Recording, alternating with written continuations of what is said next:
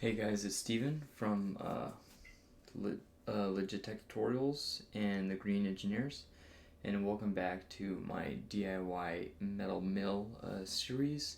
So here we're just going to do a brief talk. Things are kind of awry here at my place. That's why, kind of at this point right now, that's why I haven't been really recording much. Not like anything negative is going on, it's just quite a bit of adjustments going on. I'm back at my job full time now, um, making a little bit more money and stuff. But now it's full time instead of part time. So I'm there from I leave the house at 8 o'clock. It takes an hour to get there. At this peak traffic time, I'm there at 9 o'clock, um, and then I work till 5:30, and I'm back home at about 6:30. And then I have some dinner, and I'm ready to do other stuff at about 7, and then I go to sleep at 12. So realistically, I have about 5 hours that I could spend on other things. That, and also I'm moving my sleep schedule around, trying to be in bed at least by 12 o'clock. And if you notice now, I actually ordered a new screen. So, and I have a Vivo dual arm VESA mount. So right now, that other screen that I had to give back to my brother. So it was just an old HP 1280 by 1024 resolution. It's like 10-year-old screen. That was my secondary screen. So I've gotten rid of that. I gave it back to my brother because it's actually my brother's.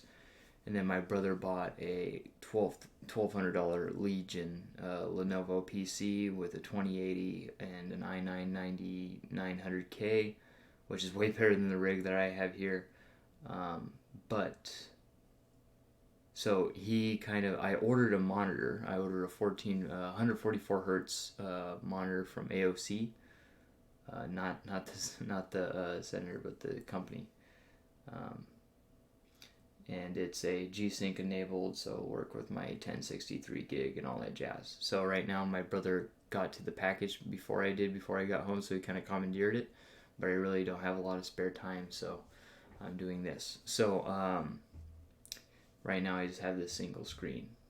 So things are kind of crazy right now as far as being tired all the time. Oh, also another thing, I'm going to the gym also and running.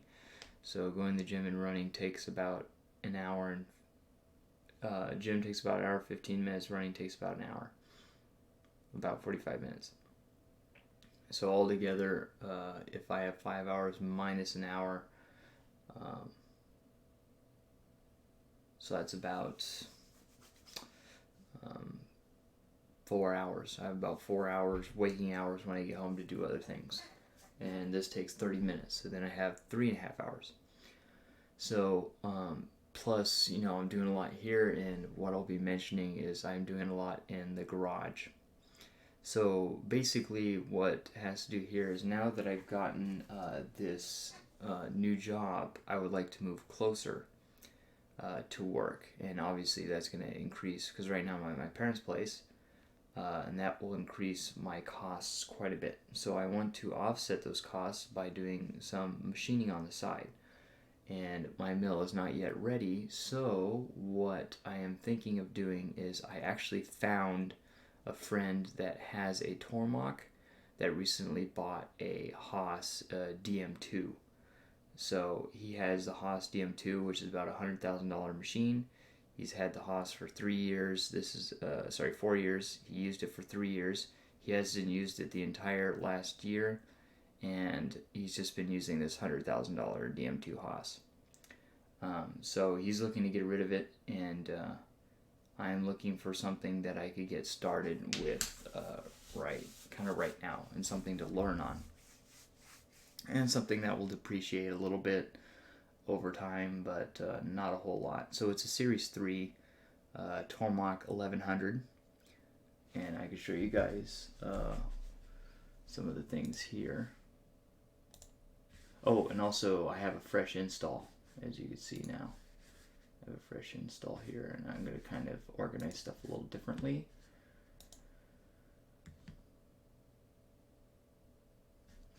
So basically, it is a standard CNC 1100 Series 3, and he's made his own enclosure, but it's pretty much fully loaded. So let's see. I mean, I guess you could say he has a full enclosure for it. He has the ATC, but I think it's a 10. It's a 10 piece, not a 12. I think it's a 10. Anyways, let's leave that one on.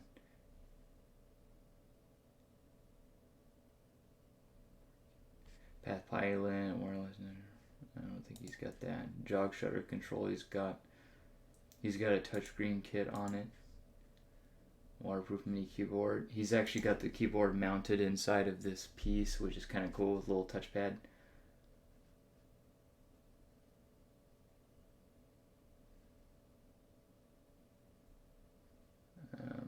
No.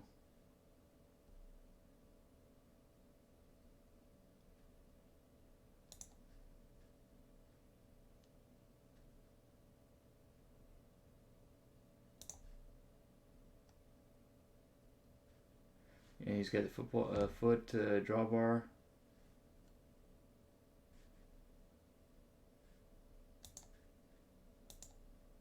I don't know, he probably does have these. He's got a vise. I think it's a 6-inch vise, not a 5-inch.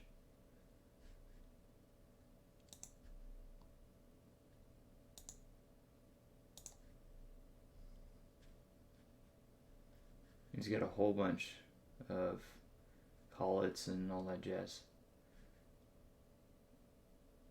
He does have a Chinese tool setter, cheap Chinese tool setter that he got to work.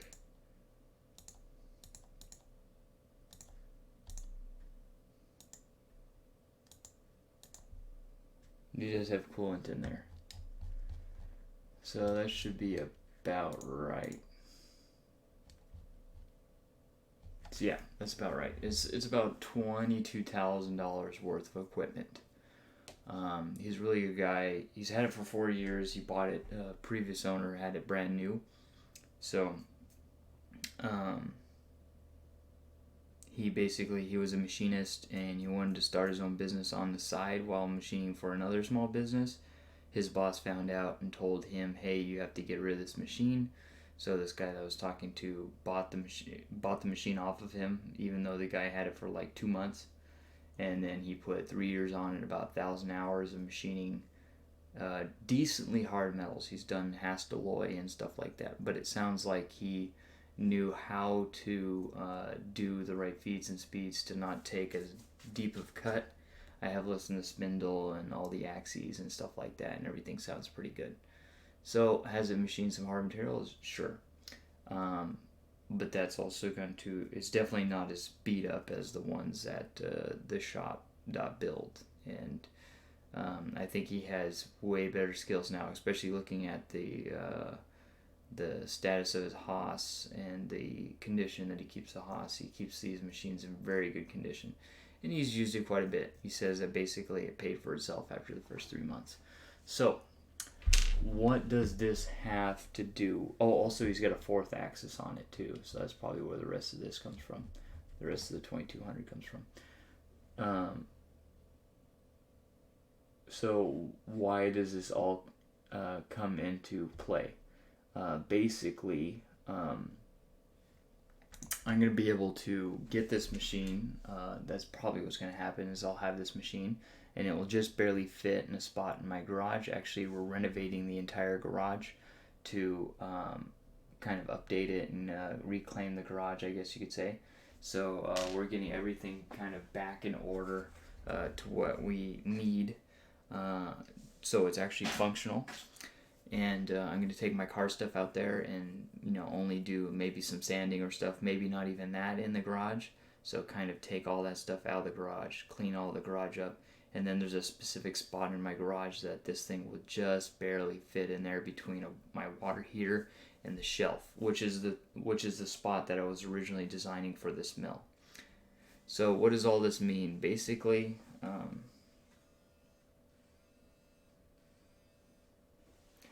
So what does all this mean? It basically means that I will kind of learn on this guy, and I will see some of the things that I think need to be improved to make a better mill. Because I think that with the downtime that I have and the limited time that I have to work on this kind of stuff, I think that this is probably the best option. So I kind of learn on the machine and see, okay, I like this, I don't like this, it needs this, I don't, doesn't need that, etc. Right? And being able to look at the ATC and all that kind of jazz, and look at the operation, and look how the software works, look at how the things are set up around the machine, maybe design a new enclosure for it and see how that works, etc. So I think that being able to look at the leading edge machine on the market and being able to take some design aspects from that machine and be able to kind of take that and kind of run with it, I guess you could say. So pretty much use it for maybe a year and sell it for 90% of what I paid for it, pretty much, because I doubt it will depreciate that much, because I'll add a couple things to it. So but learning about this machine and looking into purchasing this machine has brought up a lot of things that I want to do to this DIY metal mill, otherwise known as the Green Machine, for the Green Engineers, obviously.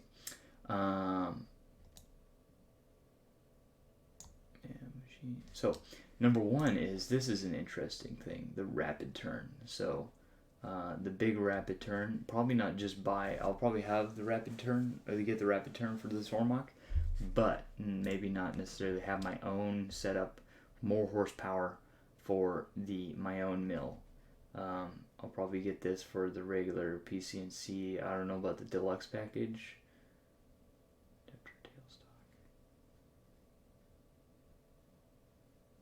Oh yeah, well, I need tailstock, so I don't know about this. And I would probably want a gang plate really to do any lathe work, because obviously at this point I don't really have any room. I'd probably not have any room left in the garage for a lathe. So it'd be nice to be able to have the lathe and the mill all in one spot. I'll use the one machine. And if you don't know what a rapid turn is, basically it turns the Tormach into a lathe. This guy rotates, and then it uses the head to a stationary head, and it actually mounts to the spindle, the side of the spindle, and it uses that to take cuts on the material. So basically what you have to do is you have to unplug.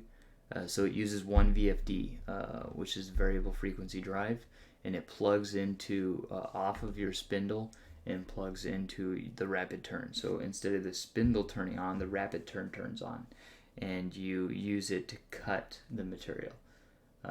So this spins up, and then it's got an encoder in it, so it knows how fast it's spinning, and so that way you could do threads and stuff like that, and you just mount stuff on the head of your Tormach as if it was a what is it called? As if it was a basically the carriage on a lathe. So I did not make any room on the Green Machine mill for this. So if you look here in the layouts, basically, what? This is not the right one.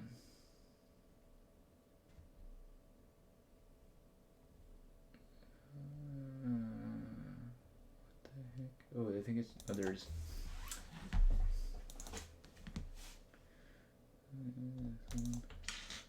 So on this one, I mean, I basically made it bare minimum. So what I would actually like to do, which is not the way that the Tormach is set up, is make the table just big enough to put some sort of fourth axis, and maybe even a fifth. So have a fourth axis with some sort of setup, do a fifth. what I'm thinking is have the rapid turn and the fourth axis perfectly lined up, and then just use the fourth axis as a tailstock, basically, for the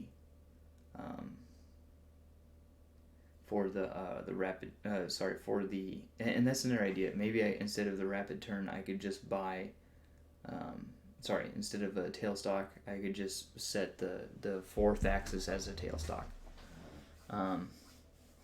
and then I could have that be the tailstock for a fifth axis.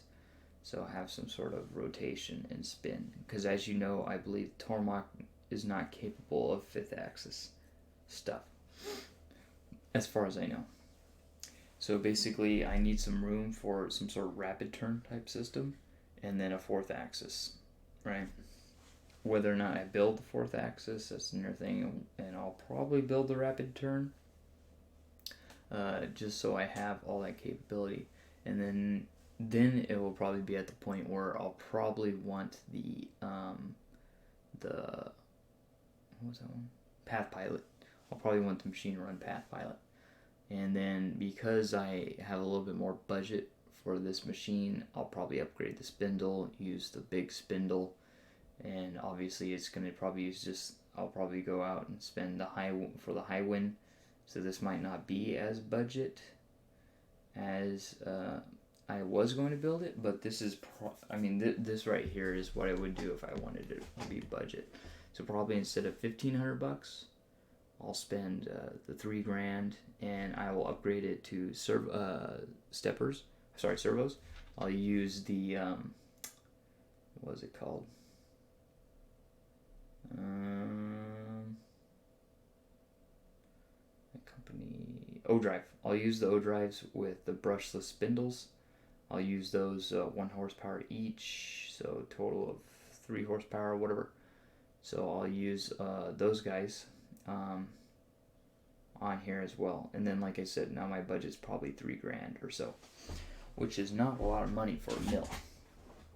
Obviously, this other one, it's like $22,000 worth, almost nearly fully loaded. All that's required is the rapid turn, and this is a fully loaded mill, right? So between $3,000 and $23,000, or between $3,000 and the other one, the Skyfire CNC mill, if you guys are not familiar with that.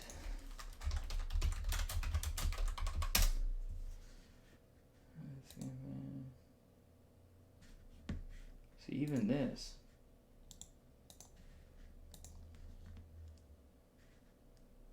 it's basically the price of a manual milling machine. This is not bad.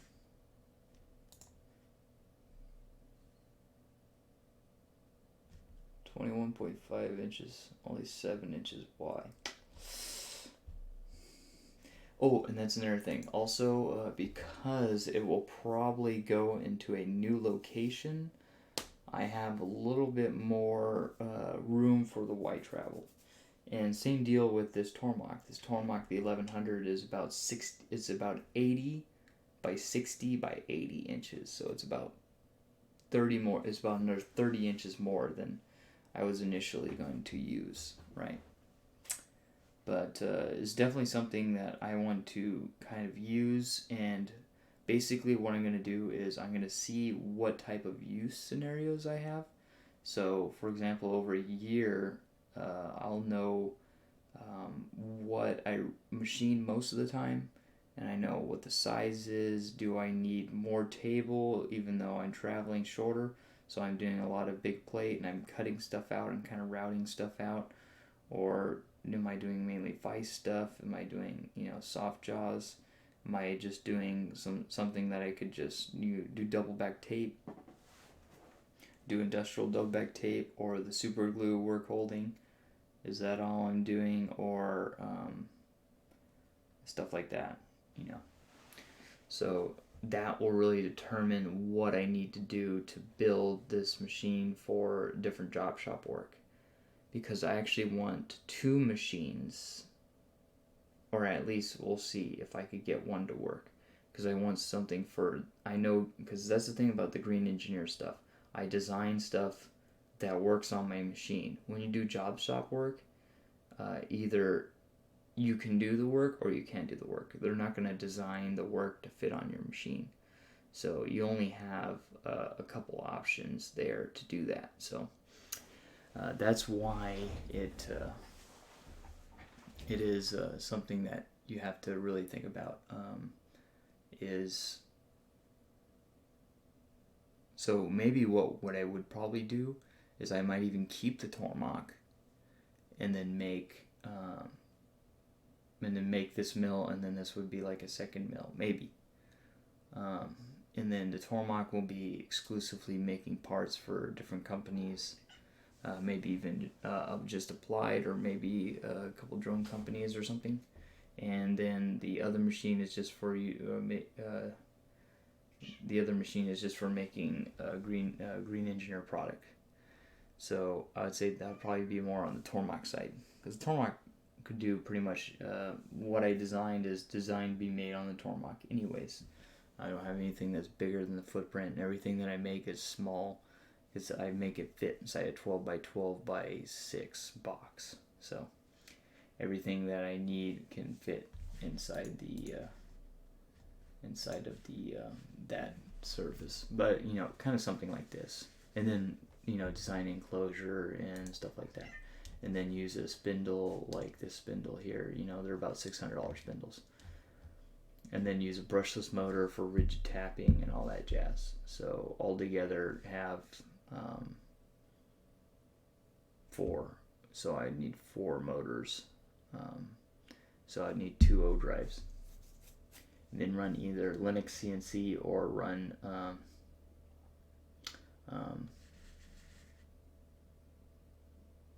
Linux CNC or run this other run PathPilot.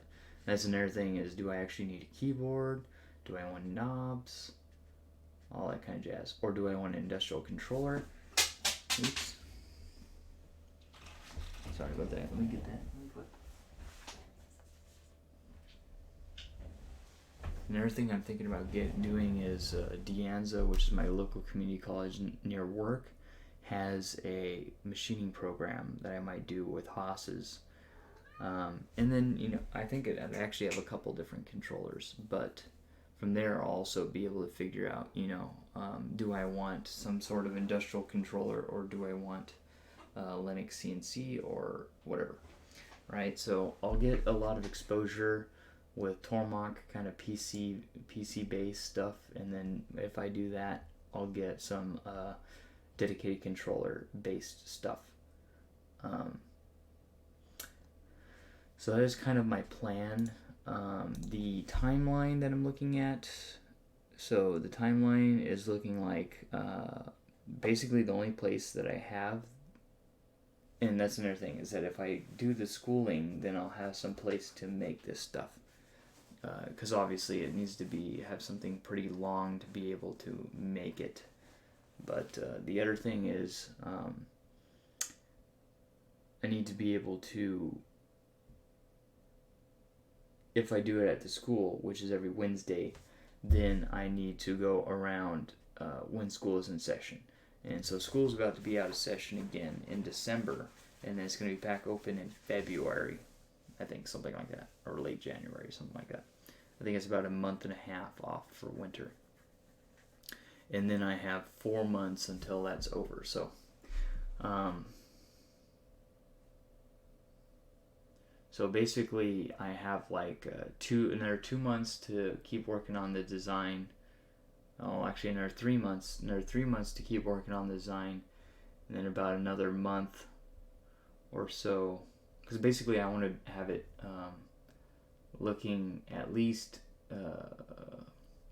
have quite a bit of machining going on in 6 months. So kind of have it going and have most stuff complete in 6 months, and then kind of start to polish, you know what I mean? At least have everything machined within 6 months. Sorry about that. Come on.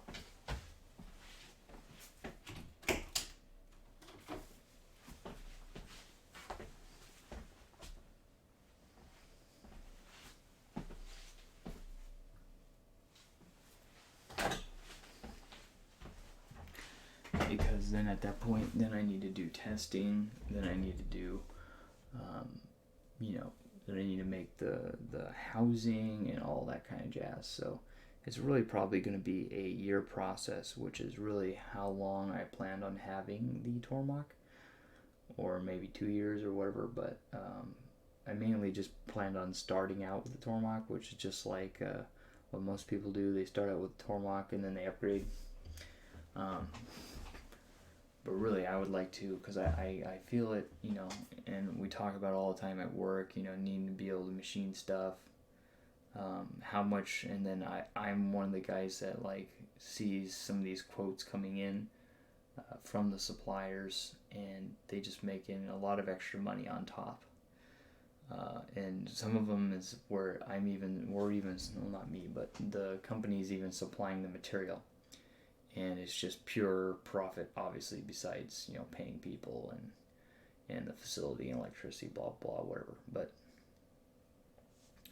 so, yeah. That being said, I really don't have a year to build these machines. I want to kind of dip my foot in it now and get the clientele built up, and then have the machine, or see if it's really something that the market wants. And then see if by that time that I get it kind of going, then I can get this machine online and replace it, put it in the place of the Tormach, and I'll have all the bells and whistles that I want, everything that I want: the controller, the housing, the tooling, the add-ons, the ATC, the 4th axis, the 5th axis, the lathe setup, all that stuff. It'll have everything that I want. So that's really what I want to do. And that's what I am shooting for. So that's probably what I'm going to be designing here and there. It'll be kind of, if I'm designing something else, that will take precedence, but you'll see me designing this, because I still have a decent amount of time between now and when I want to start machining out the piece of metal for the X, Y, and Z. So, yeah. So thank you guys for watching this update on the DIY metal mill, and thank you guys for watching, and I will see you guys in the next one. Take it easy. Peace.